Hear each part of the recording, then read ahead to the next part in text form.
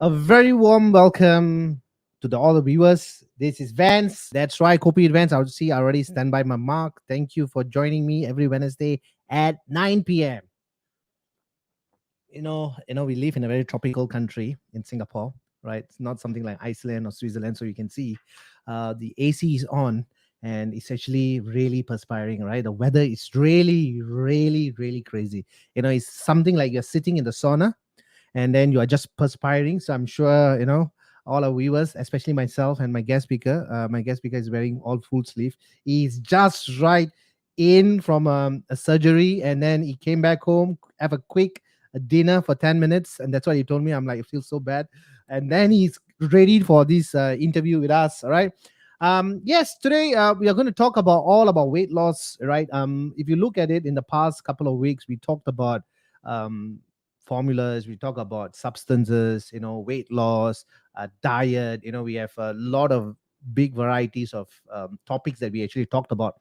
But today's topic is a little interesting because we have the man who is not a new face to Kopi events. He has been a couple of times with Kopi events, and to be very honest, when I have a conversation with him for our talks, we don't really plan, because for us we believe that when you plan, things don't go well, right? So I told Doc, Doc, don't worry about it. We know what we're going to talk about. It's just that we didn't plan for it, and he's so excited. I'm always very excited to have it. When he had the same topic that I mean, it's a different topic, but it's quite related to the weight loss. He also saw me with the beard, so he's also going to see me with the beard. So let's see what he's going to say, and I'm going to give Dr. Kiru the honor to do a good introduction about himself. So let's invite Dr. Kiru. Hello, doctor. Hello. Hi, Vance. Wow. Very nice to see you again after a long time. And yeah, your beard looks like it's getting longer and longer. Yes, doc. Yes, that's the whole idea. I want to bring it as tall, as longer as possible, Doc, thank you very much for joining us. It seems like, we know each other for many years, but like having real coffee, but it's all the way been virtual, right? How amazing is that? Yeah, I think it's really ironic, Vance. I think, if I'm not mistaken, we met up last year virtual, and you still owe me that trip to Penang, and for me to take you out for nasi kanda here. I'm just waiting, Doc. I'm just waiting. I know. We have a lot of plans. Vice Yeah, versa, right? We are brothers and sisters. I don't know. We are brothers. Yeah, we are brothers. Malaysia and Singapore is always brothers, even though yeah, yeah, sometimes brothers have some a little yeah. Healthy rivalry, discomfort. lah. But end of the day, we need each other. Yeah, Thank you, Doctor. I mean, it's a second time in, and I'm sure all the regular viewers will be tuning in. But I think it's due respect if Doctor, you do your own introduction, please, Doctor. yeah. Firstly, thank you, Vance, for having me on Kopi with Vance. And unfortunately, Vance, I can't have coffee at night, so I'm drinking plain water. I And love your cup. yeah, I yeah, love your cup. for my daughter. So it's really a very cute mug. So I like it. Okay, so ladies and gentlemen, it's an honor being here to be with you. I'm a consultant general surgeon initially, and I subsequently subspecialized in breast and endocrine surgery. That was in 2013, 14, and then subsequently I specialized in the current specialization in bariatric surgery in 2014, whereby I actually trained in Taiwan under a very renowned a bariatric surgeon, Prof. Huang. And I started off with the services in the state of Perak, in Ipoh Hospital, Hospital Raja Permaisuri Bainon in 2015. And subsequently developing the services and everything, I left for private sector, where I'm based right now, which is in Penang, in Gleneagles Hospital, Penang, since 2019. So I specialize in, like I said, either endocrine breast surgery and, of course, bariatric surgery, which is weight loss surgery. And I think that is the reason why Vance is having me on board tonight, to talk a little bit more and to enlighten everybody who do not know about it yet. And for those who know about it, maybe would like to know a little bit more. Yeah. Thank you, Doctor. Thank you for the humble introduction.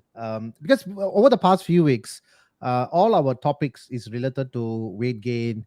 We talk about diabetes. We talk about cardiologists, which is talking about the myocardial, heart attacks. A lot of varieties that we talk about. We even talked about liver as well. We know the our body is a beautiful mechanism. Whoever that's created, he has a brilliant designer. He must be an architect, right? The one who created our body with all these parts. But unfortunately, we humans have always been threatened for a lot of things that can happen to us, even though how healthy or how fit we can be.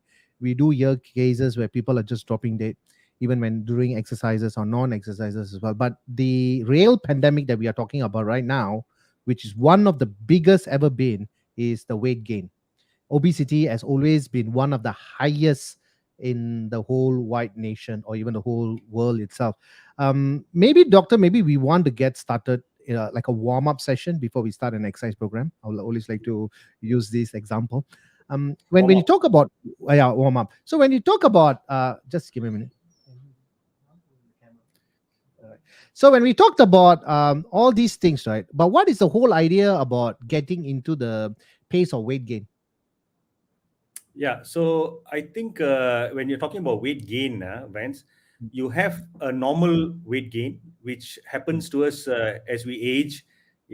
A part of our reason why we normally gain weight is because of a slowing metabolism. So that is quite normal, actually. So this is something that has actually gone on for years, hundreds of years, maybe even thousands of years. As we grow older, human beings will slow down. The elderly will become more slow, weaker, put on weight. It becomes a much more of a defensive mechanism to put on weight to sustain your energy. Because if you're running with a 20-year-old guy, definitely, Vance, we will lose hands down. Unless, of course, you're like Ronaldo or something in your, in your 30s. But what will happen is, we are talking about is the abnormal weight gain. Okay, so when you talk about normal is aging process and so on, but when you're talking about abnormal weight gain, why are you seeing so many people in their 30s or even in their adolescents, teenagers and everything, being obese now? So that is not normal.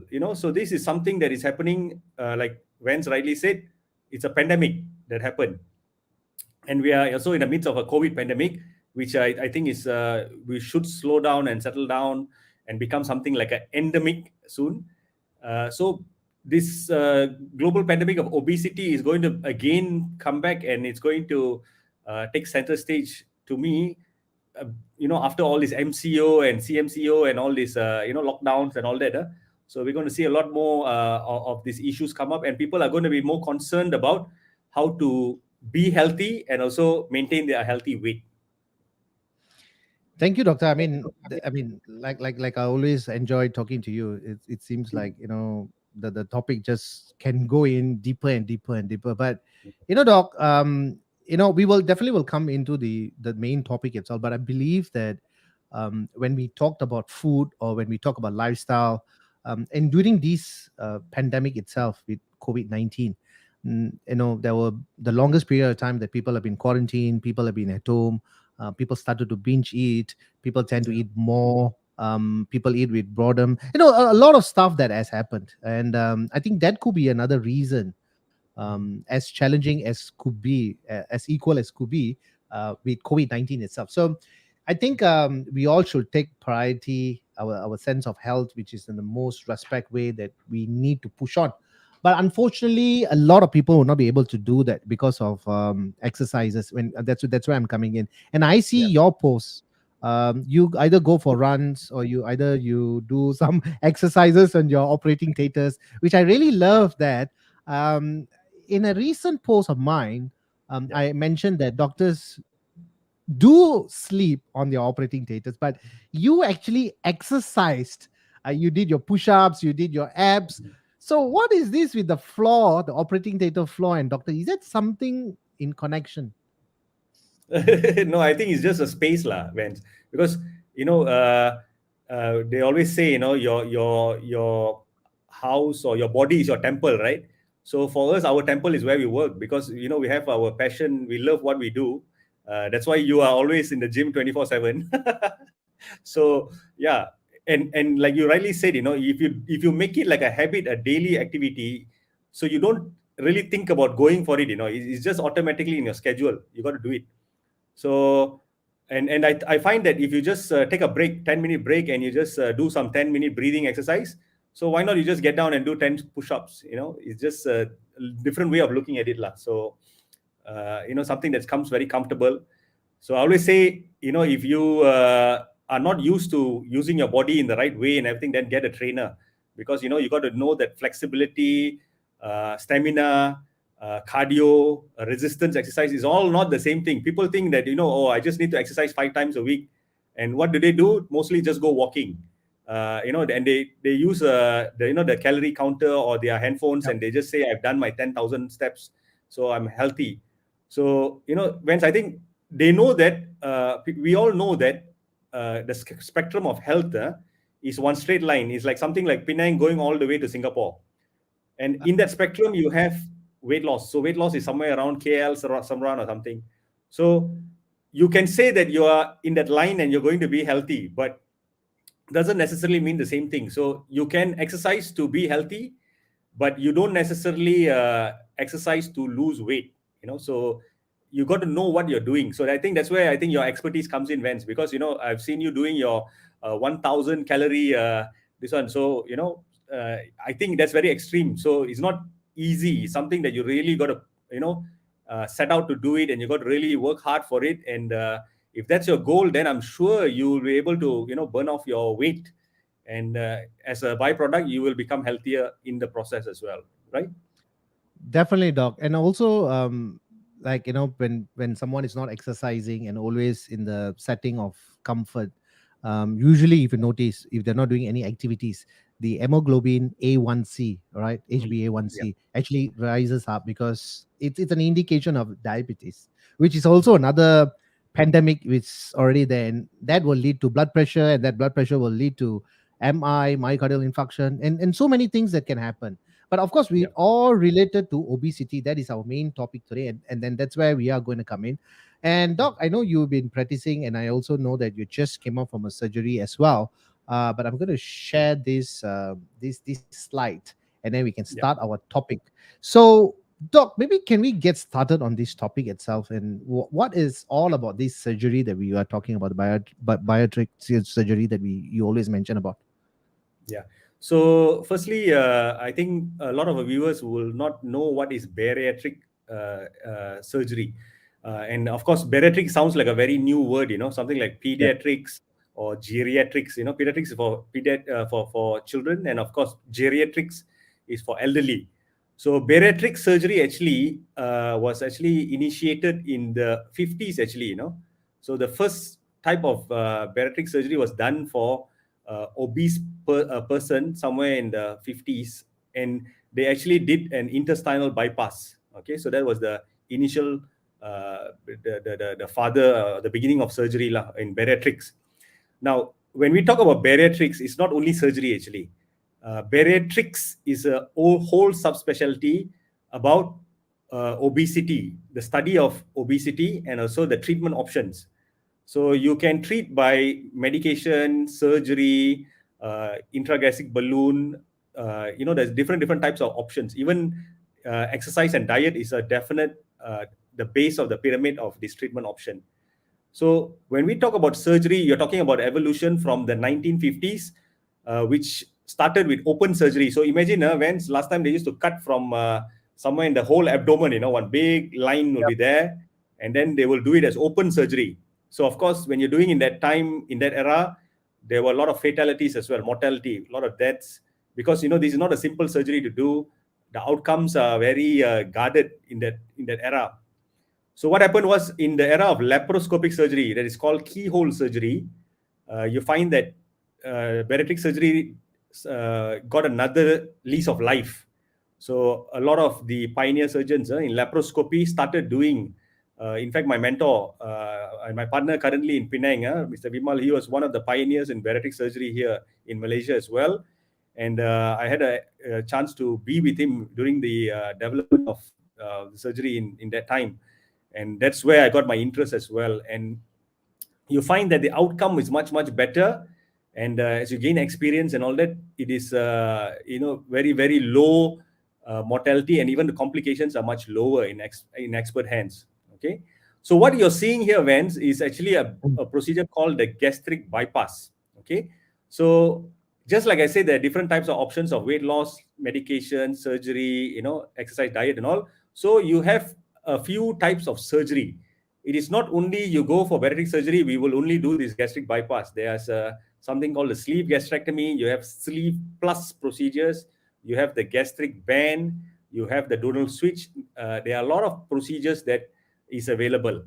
But I think Vance picked up this one because in the world, the gastric bypass was or is the gold standard in bariatric surgery. That means we always do a lot of studies, a lot of research with the background of this procedure, which is the standardized gastric bypass.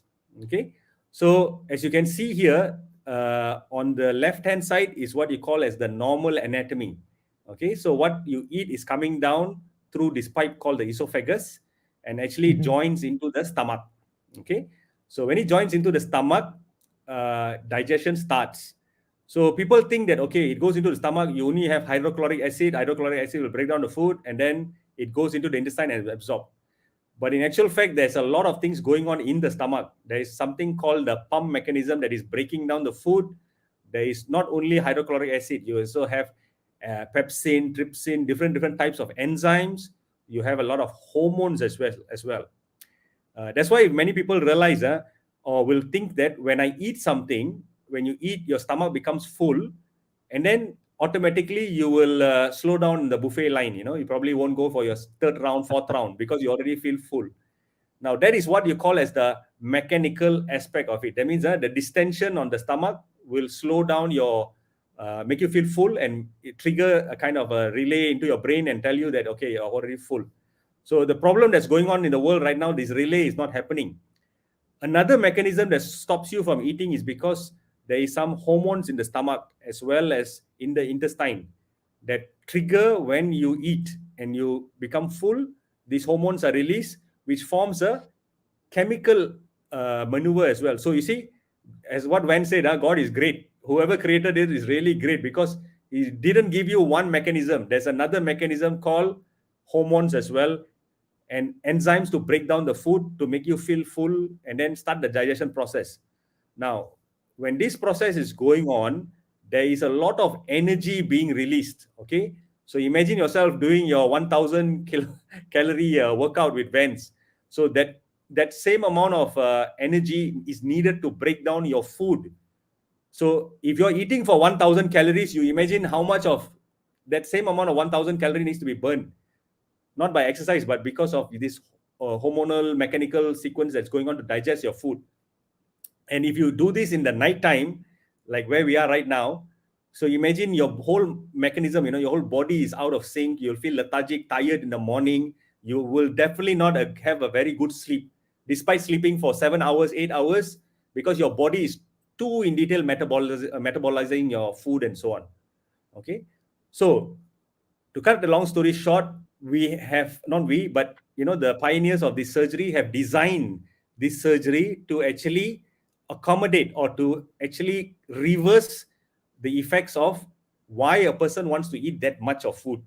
Okay, so if we can show the picture again, Evans, the right hand side, you can see here the size of the stomach has been, you have reduced the size. Okay, so this bypass is creating a pouch. This is what you call here the gastric pouch. It is only about 25 to 30 cc. Now, different surgeons have a different dimension of how they do it. Okay, but in average, it's about 25 to 30 cc. Okay, the volume. Now, once you create that pouch with staplers, okay, so nowadays we use a lot of staplers. They are made out of titanium. It's the same device that they use for your, if you're having a plating for your fracture or your intratrochanteric nail and so on. So that is the substance that we use, made from titanium. So these devices do not rust. They are in contact with your hydrochloric acid. They survive for a lifetime. And the only time you will probably see it after your surgery is probably if you're cremated or if you are, buried, and then you are this one and all that, then you'll come out lah. But otherwise, it should be there lifelong. Okay. Okay. Now, once you've created that pouch, whatever you eat comes down, it stops there. So you got to have continuity. So what we do is we go down into the intestine. We find a length from your a part of the area which is called as the duodenal flexure, and we calculate about 100, 150 centimeter, 200 centimeter. It depends on the surgeons who are doing it and the mechanisms that we want. So basically what we do is we connect the intestine back to this pouch here, and the part that you have divided is like you divide it here. This part you take it up, and this part you come and sambung balik, you join it here. Okay, so that's what you're seeing here in this picture. The upper part of the intestine has been brought up and joined with the pouch, and the stomach, the continuity is still there, and it comes down and joins into the small bowel. Okay, so that's why you look at it, it looks like a Y. So that's why it's called as a Roux-en-Y gastric bypass. Yes, Y. So the reason why we do this bypass, one, because we reduce the amount that you can take at any one time. Second thing is you reduce the amount that you can absorb at any one time. The third thing is there are a lot of other hormonal changes that happen when this configuration of surgery is done. There's a liberation of this enzyme called, this hormone called GLP-1. PYY will go up, will make you feel full. There's a lot of other changes that happen with the intestinal flora. When all our body, our stomach, our oral cavity, the mouth, certain parts, even our from our behind as well, they have their own bacteria and flora that is what you call commensal. That means it's always there. So this will shift or change after bariatric surgery. So they have done studies and found that the digestion and everything will actually change once you have undergone bariatric surgery. Okay, so that's another positive part. So besides of all these mechanisms, the most important thing is that when you lose weight, like I told you, it's a one-way ticket all the way to Singapore. If you want to get a healthier lifestyle and all that, losing weight is an option for you. And by losing weight, you will get to Singapore, you will get to being healthier. Then this is that option for you. Okay, so A lot of people think that, okay, if I do this surgery, I lose weight, that's it. I am automatically going to go there. It's not exactly true, because although you're in the same line, the destination is different. Okay, so if you want to lose weight, you want to lose weight for the right reason, and you want it for your health, then you got to work for it as well. So I think that's the part that we will come to later in our discussion, Vance. Well said, doctor. Well said. I think also probably why this surgery is done.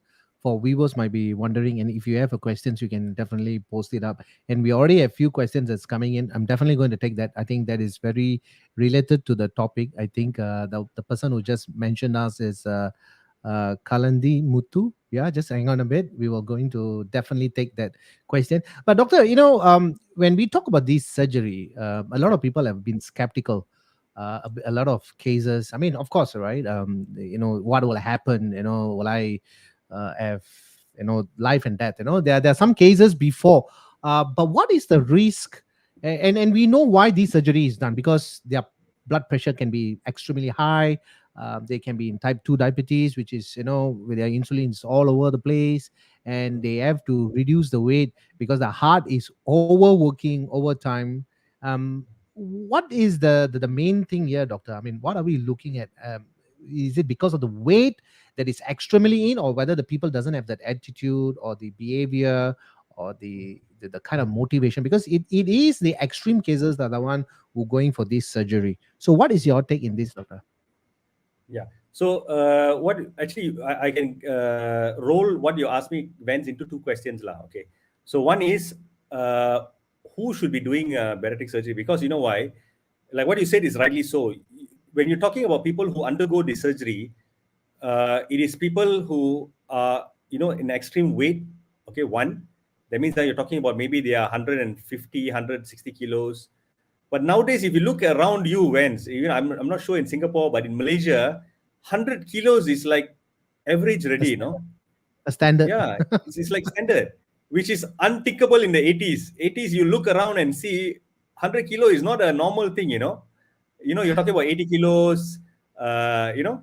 So now if you're in the 2021, the average, if you're thinking about the decade, like adding on, it should be 120 kilos is going to be the average actually in this decade. So if you're looking at that, do you consider that as extreme, or do you think that is average? Because if everybody is looking left and looking right and everybody looks the same, then you think that you're normal. So there's no reason for you to change, because you know why, you're one of like everybody. Suddenly, if you're 80 kilos and 70 kilos, they'll say that, hey, why you're not eating well, lah? What's wrong with you? You're having cancer or something. That's the usual question that someone who is not losing weight or something will get asked. That's what my patients tell me as well. So the question comes back to the thing, when you want to lose weight, why consider for bariatric surgery? So if you want to become healthy and you think that that surgical is the option, then I would say that it's actually not the option, because uh, we don't want to give a shortcut, right? So if you do have a reason to lose weight and it's affecting your health, then that's different. Because you know why, your time is time is the most valuable commodity, Lavance, right now. Okay. Okay. If you don't, if today goes ready, tonight goes ready, that's it, my friend. We that's it. We'll never come back again. So that's what we're talking about. If you are in a timeline where your health is affected, really, you're 120 kilos, you're like everybody else, but you have a medical issue and you are spaced for time and you cannot lose it, because you know why? Like Van said, tomorrow, you might just drop down because you have a 70-80% block, which is a very high risk for you to undergo a certain procedure as well. So that's when your cardiologist or your endocrinologist, with your uncontrolled diabetes and all, will refer you to a bariatric surgeon for another option for you to lose weight quickly, because time is something that you can't buy. And even these kind of patients, Vance, I mean, let's be honest, lah, when they come and see you Yeah. as well, you want to put them on that, you want to save them, you want to do the best for them, you want them to push them hard. But if they are unable to do so, yeah, so then we have to be looking at it realistically. So this is where they can opt for this. But if I have someone who is 16 years old and he is 120 kilos or 130 kilos, and someone tells me that, would you consider him for surgery, I would say the right thing, and that is no. Because you know why? you're not in that frame of mind yet to even think or understand what the surgery is about, whether this is the right thing for you. In fact, I think this is the right person to go to Vans and really get yourself nicely koyan, Roast. roast. I call the burning of the kilocalories. Yeah, burning. I do. Yeah. So we're both of us are burning right now. I have a cousin who is also very crazy as me. We work out in all kind of odd hours. We believe that if you do something very repetitive, it get very Yeah. monotonous and then it get bored. So we do 3 a.m. We do morning. So we change it up. So we call it burn the guys, burn the kilocalories. So we burn them alive. So that's how we do, bro. Doc, I'm No, going to pull it's up good. this particular question. I think he's one of our very biggest supporter in Kopi events, but he always uh, asked us in Malay questions. So I'm sure you can able to answer that, and then we can go to Oh the yeah, next yeah. question. William Mm. Tungadi. Yeah, He's William. from Yeah, Indonesia. Indonesia. Yeah. Hi, William. Thank you for the question. Now, doctor will take it. Hi William, apa khabar? So, olahraga apa yang paling cepat weight loss dan lifestyle eating apa? I think this is Vance question lah, Vance. But unfortunately, I can't speak Malay, doc. Okay, So, okay. He's asking yeah. actually what is the best and the fastest weight loss in exercising. Olahraga means I think actually it's Okay. like track and field lah, but I think it's meaning what is the exercise that you lose weight fastest. And lifestyle eating apa? What do you eat in your lifestyle lah? Okay. So I think William, I think I'm sure you can understand English, but if you don't, you can always message us back. But I think it has to be discipline. Like, Dr. Kiru itself is a doctor, but he believes in exercising. So he go for his runs. You got to be very stubborn about your goals, especially when it comes to your health. The very next second is not ours. What has happened in the past 5 seconds is ours. What is going to happen in the next 1 second is not ours. So we need to take the end in always in our memory and always make sure that we take care of that. So you need to start moving. If you can't run, you walk. If you can't walk, you Yeah, crawl. You got to do something. You got to keep on moving. I mean, that's all about life. And the moment you start moving, you work, you increase your steps, and that steps will be calculated as calories, and the calories will eventually be a weight loss. And during that process, you're also working on the heart, which means your cardiovascular gets stronger, you get fitter, your stamina goes up, your endurance goes up, and eventually your mental resilience also get better. So I hope that particular answer answers you, William. Thank you so much. uh, Doc, this is another question, but I think she has two questions. So I'm going to bring in the first part. She just asked us, just curious, after this surgery, people have to follow a certain diet plan, right? yeah, Like supplements and EDC, doctor. yeah. Okay, And followed so by thank you for the follow oh up, yeah, sorry, doc, followed by yeah, another yeah, question that's coming in, but we will yeah, take the first question first, then we go to the second one. yeah, yeah. Yeah, thank you, Kala, for a nice question. I think what she says is very true because you know why? Uh, the reason, if let's say someone can follow a diet plan, Vance, okay, that means they are able to follow a diet plan, they follow a lifestyle change, then you wouldn't be where you are if you could follow the whole system, So you wouldn't be at 120 kilos, 130 kilos. So we like to say the problem why I feel when you associate the stigma because we deal with a lot of obese patients and I've been in the field for a good more than 10-15 years already. When you think about obese patients, they will always tell you one thing: there's a lot of stigma about it. They always get misinterpreted as it's their fault, like they are lazy, they don't have time to exercise, they don't want to exercise, and of course they eat too much, they eat a lot. But if you in a condition Vans right now, you just had a mutton curry with rice, and then half an hour later you feel hungry and you want to eat tandoori chicken, and then you have a masala thosai after that. Okay, so if you're eating like that, we Yeah. like to think that it's because of your appetite and it's your fault, right? But have you ever considered that what if it's not their fault? It is some disease process that is making them eat and eat and eat, you know? So this is the kind of thing where we really have to understand that these people are not the same as like how we are putting them to be, That means it's their fault and so on. So that's where bariatrics come in. We try to figure out what's the problem and we try to find a solution. So if you do this surgery, it's because of trying to overcome problems that you have that you couldn't do it without the surgery. Okay. So if now after doing the surgery, yes, you can't eat as much as you did before. So if you think that eating nasi kanda, eating chicken chop, and eating yong tau fu and everything all, and you cannot give it up because you feel that that is right for you and all that, then of course the surgery won't work for you. But if you eat a small portion of yong tau fu, a little bit of nasi kanda, a little bit of chicken roast or whatever, over a period of time, and you enjoy the taste, you enjoy it, then this is something that you can live with, because a lot of people are living like that. Okay. Now the issue is that when for you, your plate of rice is different than mine. My plate of rice is different than Kala's, and so on. So, but all of us after this surgery need to have a certain amount of zinc, iron, folic acid, magnesium. All these elements are very important. So, how to ensure all of us get the same amount that we need? So, all of us take one capsule, one pill, a supplement, vitamin, so that whatever we need goes in, the rest of it will go out in your poo. But if you're taking adequate amount in your diet, then that's enough for you. So this is how we look at it. Supplementation is something that you need to do after certain surgery like bypass and so on, because you don't want to be on the negative. If you're in the positive, it's better. Yeah, I hope that answers the question. Yeah. Thank you, doctor. Thank you so much. Hope that answers her as well. Okay, so we have Anil. Thank you, Anil, for joining us. So he has asked also two questions. I think today all the viewers are asking two questions.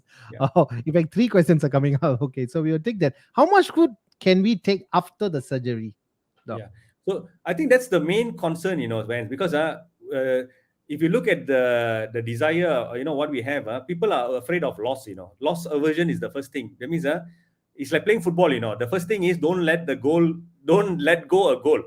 Even you can't score, but at least don't let go, because you let go, you already lost. You're 1-0 down. So same thing, when you are after surgery, a lot of people are very afraid that they will not be able to eat at all. So that is a wrong or a misconception. After you do any surgery, of course, when you do a leg surgery or a hand surgery, you will be on a POP, plaster of Paris cast, or you are on a sling, or you are having bandages, plaster, and so on. But when you do surgery for the stomach, you can't do all that. You can't put a plate, you can't do anything. So you have to eat, yes, but we don't give you solid food. You on liquid diet initially, because you know why? You don't want your staplers to rupture, you don't want your stomach to burst and leak. So you're on a liquid diet for about a week, then subsequently a kind of nourishing fluids, a bit of soft diet for another week, and then subsequently you're back to your normal regime. So Mr. Anil asked just now, will I be able to eat normally? Yes, you will be able to eat normally, restricted amounts, small amounts, which is adequate for you. Okay, that means it's not like you can eat one whole nasi kanda or a big plate, for two. Doc, you, I got to stop you for a while. Yeah, I've been hearing yeah. nasi kanda 4 5 times. Is that your favorite food? No, Can I Vance, you know confirm why? that? Yeah. In Penang, the famous this one here is nasi kanda. That's why I always use that as a. I'm just waiting to drive in there, right? I'm just waiting. The moment when the local government says yes, it's open, boom, I'm coming in, right? Okay. We got a lot you, of you know, things to do there. Yeah. you know why, Vance? The nasi kanda specialty in Penang here is because Okay. of the curry. So they will mix mutton curry, chicken curry, what do you call it, prawn curry, this curry, and all in one banje in the rice, and give you with all the dishes and all that. And it's very popular, unfortunately. So it will Unfortunately. lead to food coma, right? So yeah, so we are creating some appetites for all our viewers here. So those who are in Singapore, you know where to get the best. What is it called? That what is the name called? Nasi kanda, right? Nasi kanda. In Penang. Yeah, nasi kanda in Penang. So yes, Anil, thank you so much for that questions. We also have another one, doc, that is coming in, Yeah. which is I think a big question, but I would love to take that as well. I think this particular gentleman, I've seen a couple of times. He's been training quite intensively. I was quite surprised. He's such an amazing guy.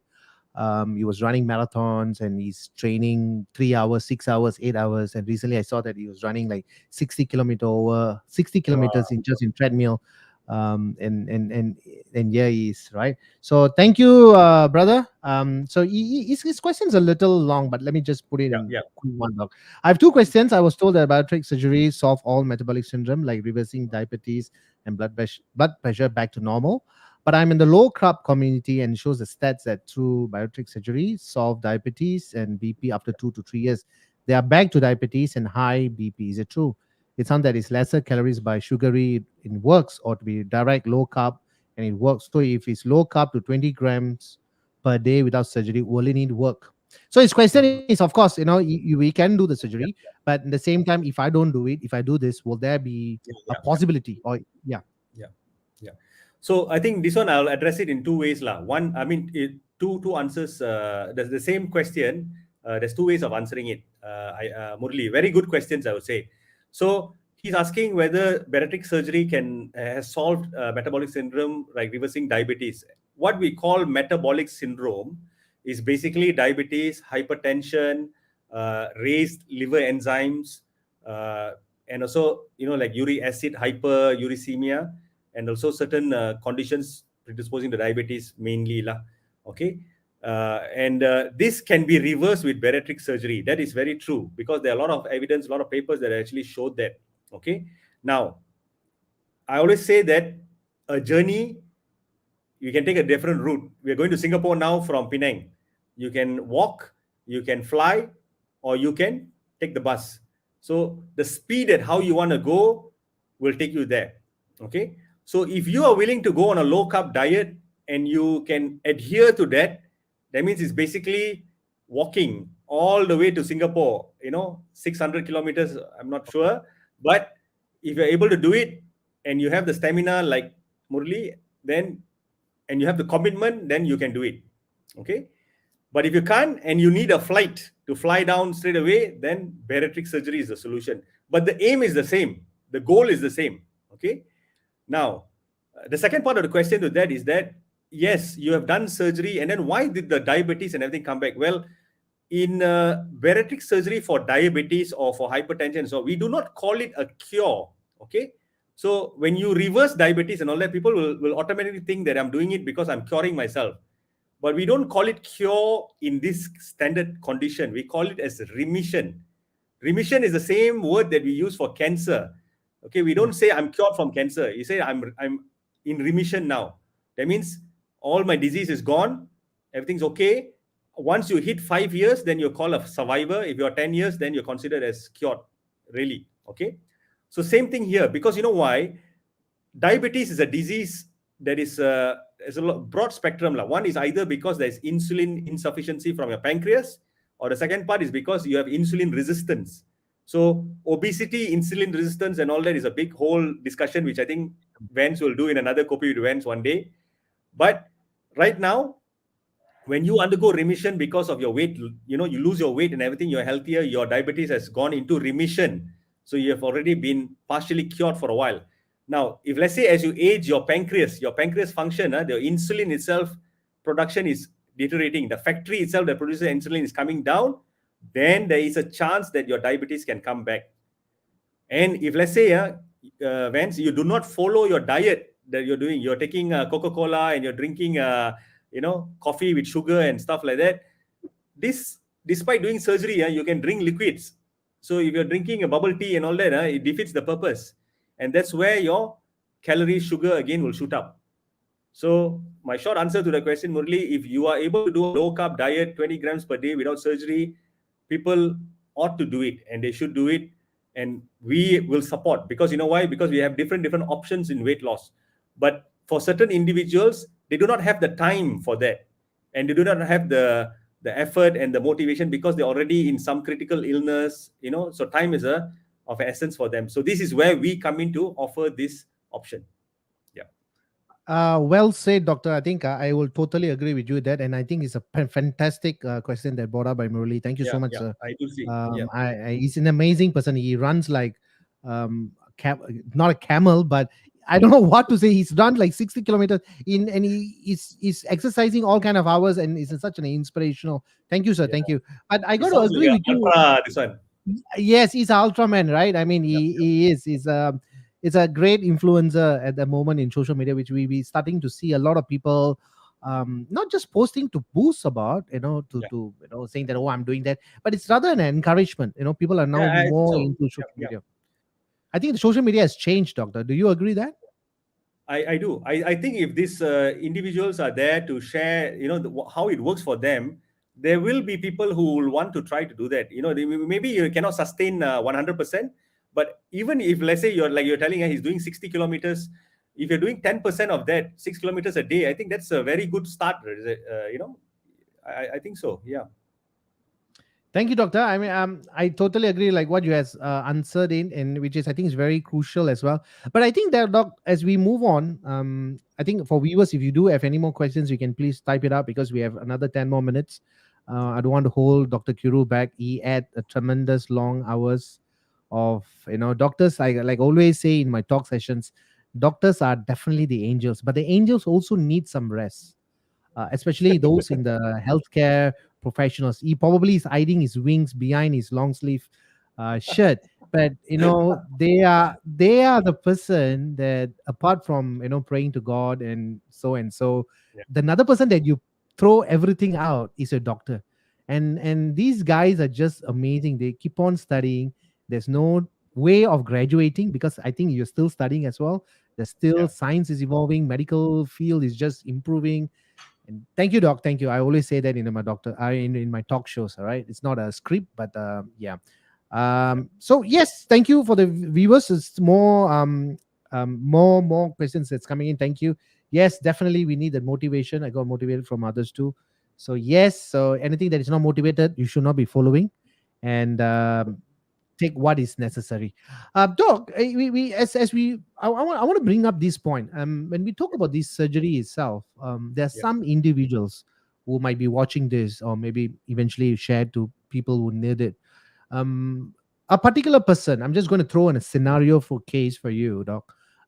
45 years old, weight is 160 kg, overweight by 60 kg. All right, he's about Mm. 60 kg overweight, and he has a blood pressure, and he has type 2 diabetes. And blood pressure, it's about almost a stage 3, which we are talking about 180 over 100, and Yeah. pulse rate is about, say, 80. So definitely myocardium is not that strong. Yeah. For that particular person to get into an exercise program, or maybe the Yeah. person we give another a tough scenario, he has an arthritis. So you Yeah. see, with these all challenges, yes, like what doctor has said, it takes the distance, but it's how fast you want to go. Those who can do intensive exercises, they can definitely do it. But for Yeah. those in that extreme time, and the time is very crucial for them, doctor, what will your suggestion be with people who are watching this? And I know there's a criteria. I mean, if some people come to you say an easy way out, your answer is no. But for a lot of people who are there who require that kind of help, but they might not have that kind of direction to look for, what is your statement, doc, in this Yeah. area? So when you're talking about this events, we in Yeah, the medical fraternity, all of us like bariatric surgeons, societies, and all that, we take a lot of. We are like a consumer association, lah. So we look out for patients. So basically, we do not simply do surgical intervention for everybody. You have to have criteria to fill. And what you exactly said, this person will definitely fit the criteria. Why? Because his BMI is more than 32.5. So if you're having metabolic disease like hypertension, diabetes, and so on, your BMI is more than 32, you already automatically fit for the criteria. Okay, so why is this important? Because in certain countries, I'm not sure about Singapore events, but like yeah, recently Thailand, my friends from Thailand has told me that the national insurance actually subsidize or actually covers bariatric surgery. So they have to have a guideline. So if your BMI is 30, you're not going to get bariatric surgery done for you because you know why? You don't fit the criteria. And of course, that is to safeguard unnecessarily misuse and so on. Okay, so that's what we want. We want responsibility in doing the right call. So again, the second risk of this is because of the high what do you call it, complication risk in that individual I just told, hypertension, myocarditis, and yeah, all these issues. So that's why when they first come, we don't straight away go head all into it and dive into the sea. We actually go through their history. We actually work them up in detail. We fit the criteria. We start them on a diet program first because you know why? After this, it's about adhering to the lifestyle, to the changes, and so on. And if you're going to stick to your same lifestyle regime before, then of course this is not the solution for you, because you're not making the change. You're not becoming you're not making use for the second chance that you're going to get. So once you're given a second chance, it's like putting a stent in your heart or doing a bypass surgery. A lot of people, when after they have a heart attack, they automatically give up chicken, mutton, they become vegetarian. They start exercising the gym and all that. You know why? Because it's a game changer. It's a life Yeah. changing event. When you have that heart attack gripping pain, you will never forget it. So it's easier for you to make a change after that, because you realize the worst thing that happened to you. But obesity is not the same. So there's a lot of pleasure in that. Eating, relaxing, all the good things that you take for granted is associated with obesity, and that is something very difficult to let go. So that's why And I doctor, doctor, I mean, I got to say this, right? I mean, we are always surrounded by amazing food, with different types of, nationality or, ethnic group that we talk about, right? The Chinese food, the Indian food, the Malay. I mean, it's always there, and ice creams, chocolates, all these are comfort food. But the question is, if you're going to take that, are you having the requirement amount of sugar that you should be taking in? Or what's happening to your body, because the moment when we taste something, it's only going to be merely about 6 seconds, after which it's going to do a lot of harm in your entire body. But that also doesn't give an examples or a reason, say that, no, I'm going to take this and I'm going to exercise. Then it contradicts sometimes. But I think you should be enjoying your food, but at the same time you got to be cautious. You got to make sure that you yes, do your regular checkup, your HbA1c, that you need to make sure that you take care of that. And maybe every once a year you go for your heart checks, and just a general check, blood check, and all that. But doctor, definitely, this in this aspect, like what you has covered it, and I think it's very crucial as well, because for most who have some medical condition, it is very challenged to lose that particular weight. And I do agree with that, because I have seen many cases, even yeah, in my sector as well, that there are certain things that I cannot push, because if someone has a arthritis and is about 40 kg overweight, and yeah, he has hernia, and he has, say, a fracture, and with so many complications that comes in, and it's very, very difficult to get someone to start exercising, because even walking 300 steps can be also be very exhausting. So there's yeah, a lot of challenges that goes through. So I think that the kind of a surgery that we are talking about here today, it definitely will help people who has a lot of complications, or even for someone like doctor has said, for those who are just coming in for quick fix, there's definitely a no. But it has to go through a good dietary program, a good exercise program, and then if doesn't work, then obviously then it have to be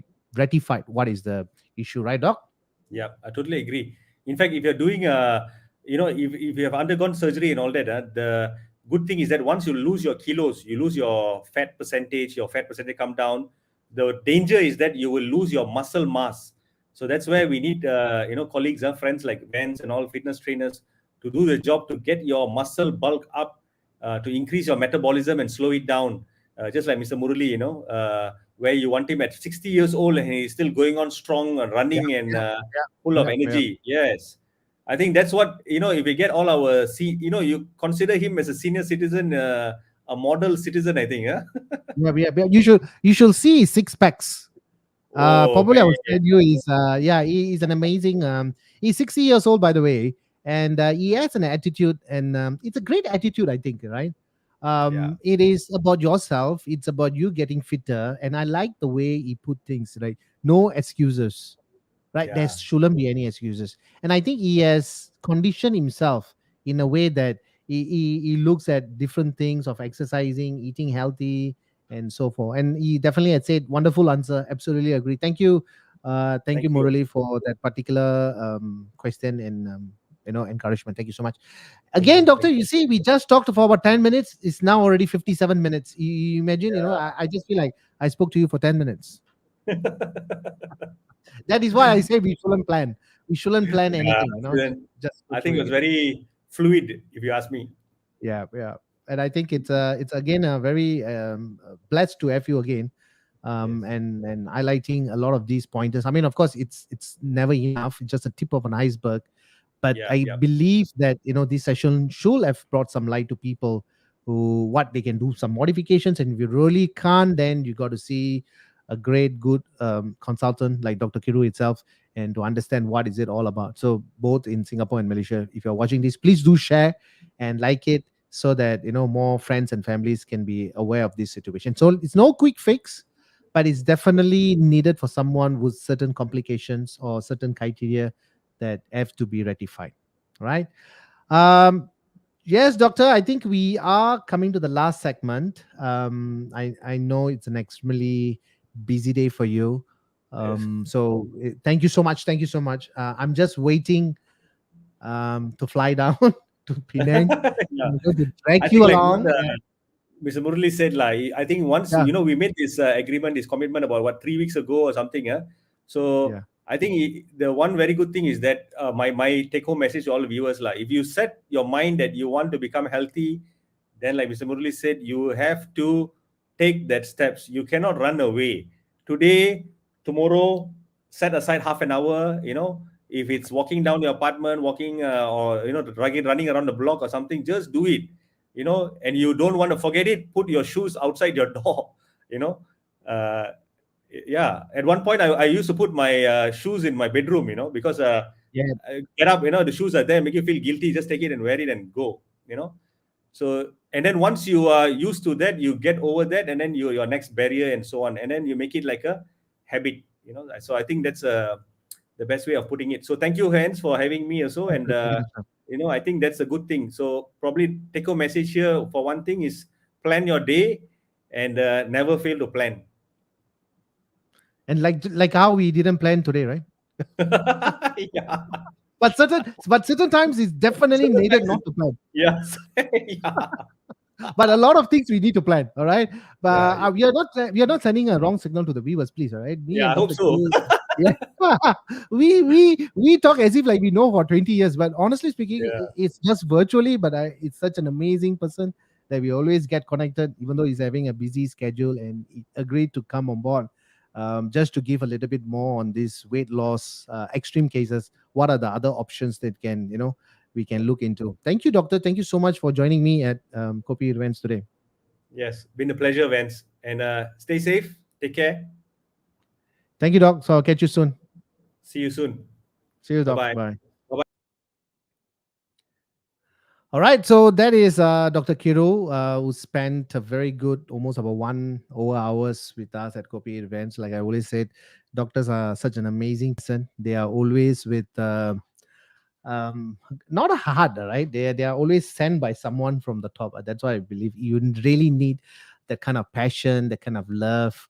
Oh, thank you Murali, saying that wonderful session. That this health talk is opens up more health message, consistency, discipline, and mindset. Banan and Dr. I love you folks. Thank you Murali.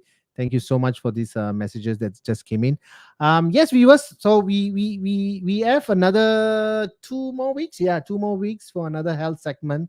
The next topic is oncologist is coming in, which is going to talk about cancers, and then we should have other one more doctor that's also planned. So this becoming like a health show with all the doctors and expertise who are coming in and sharing their expertise as well in Kopi events, and it's a great honor for me as well, because I'm learning.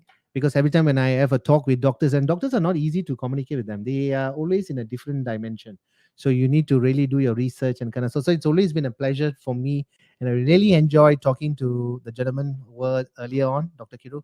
Thank you so much for joining us, Dr. Kiru. It's always been my pleasure.